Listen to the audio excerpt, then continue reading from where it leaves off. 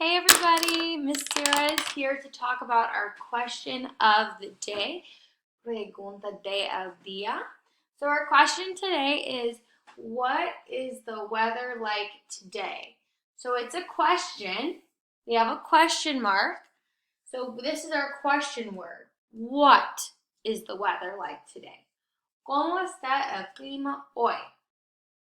Okay, so we have our question mark. Pregunta palabra, our question word.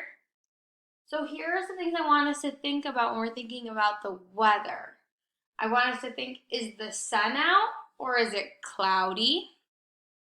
Is it hot, cold, or warm? So if it's cold, remember when it's cold out, we have to wear a hat, we have to wear gloves. When it's hot, we have to go inside, we have to drink a lot of water.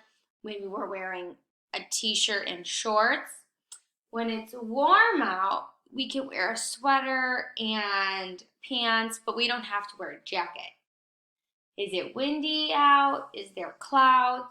So, el sol, eso frío, calor, el viento. So I want you to think about those words when you're talking about the weather. Let me know what the weather is like today.